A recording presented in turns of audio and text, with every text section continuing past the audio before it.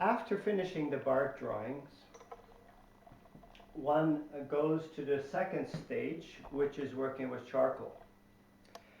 Now, being that I was running late starting my projects, everybody grabbed the casts that they wanted, and the only cast that I found that was left for me to do that was interesting was a cast of Michelangelo's David the cutout. Yeah. Well, we don't have Michelangelo's David here, but it is a similar setup. You have Michelangelo's David set up on the wall or on the panel, and I have my easel and my paper beside the setup. Now, I've fiddled with charcoal drawing before. I've never drawn with charcoal on this level, but when I was introduced, okay, I used the same principles of measuring, except I didn't measure with a string anymore. I used a needle to measure, and I would use the needle at a distance. I would straighten my arm like this, and I would take the measurement of my cast, and then I would superimpose it on the paper. I would imagine on the paper where the point is of measurement. Then I would go to the easel and mark off at the paper. Then I would go back and measure again, double check and mark off, and double check again till the measurement is correct. I did the same thing for the length. I did the same thing for the width. I did the same thing for all the measurements here. The first measurements are not about detail. It's about the general proportions, the proportions of the shadows, the proportions of the shadows in here, the proportions of the shadows in here, and the proportions of the shadow underneath. Those are the first measurements that one would take in doing a cast charcoal drawing. Like I said at the beginning, I've never done charcoal like this before. So I drew everything. It was fast. I did it so quick, I was surprised. I was so excited because it was so fast. I was fast because I learned from the bark drawings. You know, I knew exactly what to do. But when I started to shade in the charcoal with the shadow and everything like that, I darkened it in there, and then I was supposed to render the halftone. I was stuck. I didn't really have any idea how to do it because I darkened it in and I started to fiddle with the darken in part to adjust the half shadow, and all the charcoal will go poof, fall down. And I would put it back up and I would try to figure it out and it'll fall down. It was every single time, it just wouldn't work. It took me about 5 days of asking questions of my fellow students, my instructors, to explain this to me, how to do it. They do explain it to me, but my head did not grasp it. The idea is when you darken it in, you have to press the charcoal into the paper. This what I was not doing. I would press it in. One would not press it in with a sponge, with a finger. One would not press it in with a paper. I used a sponge or a stomp. Let me show you a version of a sponge or a stomp.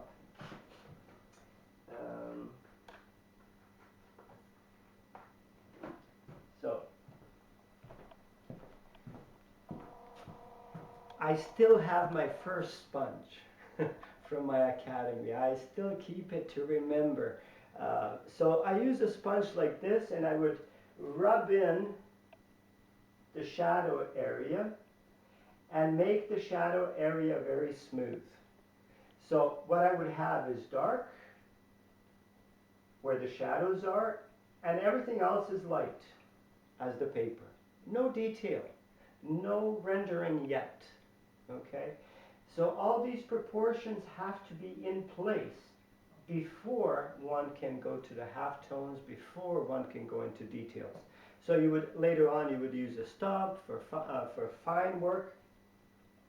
And as I worked the charcoal into the paper, some of it fell off, and then I would use HB or HB charcoal, which is a fairly dark charcoal, and slowly with a pointed charcoal, I would darken in areas that needed more darkening. And that's how the charcoal stayed on the paper. But at first, it was a science unknown to me. So in essence, those are the beginning stages. Now the interesting part about this, another interesting part about this, when I was asked to do the background. So I finished everything like this, as you see it here. I did all the rendering, I did everything, and it was like really, really well done as far as the instructors were concerned. And I must admit I had a wonderful, wonderful instructor. Jared Wazinski is an outstanding instructor. And he helped me to understand how to render things and showed me what my mistakes were and helped me to reach the level that I'm at now. Now, let's get back to the background. Jared came to me and says, oh, now that you have everything, the background is dark, you have to refine the background. I said, okay, not a problem, I will refine the background. I took my sponge, I refined it, where it was light, I darkened it a little bit with the charcoal and refined it. In my eyes, it looked fantastic. It looked beautiful. And Jared says, no, you have to do it finer than that. I says, finer than what I have it here? And I spent, I don't know, about 6 hours doing the refinement on the background. I mean, it was already fine, but I did the extra hours. And he says, yeah, you have to get it very, very fine. Well, I said, would you show me, Jared, how to do this, right? So in the corner down here, he did a little square about an inch by an inch square, with that pointed charcoal of refined work. It took him just to do that inch square about 7 to 10 minutes. Okay. When I saw that, and I asked him, I said, that's how I have to do the whole thing? And he says, yeah. I says, no way. He says, yeah. I says, no way. He says, yeah. I says, no way I'm doing that fine. That's too much. Why? I didn't know why. I struggled with that question. To be honest, when I struggle with the halftones, and when I struggle with the idea to making the background so refined, I wanted to quit. I felt it was too much to ask of anybody to be that perfect, to be that fine in their work. But today I am very, very pleased to say I am glad I stuck with it, and I did the background as I did here, very, very fine. It taught me how to control the charcoal. It taught me how to make a surface smooth just using charcoal and little tools like this, but mostly charcoal. And that was the important lesson that I would never have learned if I just left it kind of like smudgy in the background. So it was a wonderful lesson. My first ever charcoal drawing was this one here, and I will never forget it because it was a great experience for me.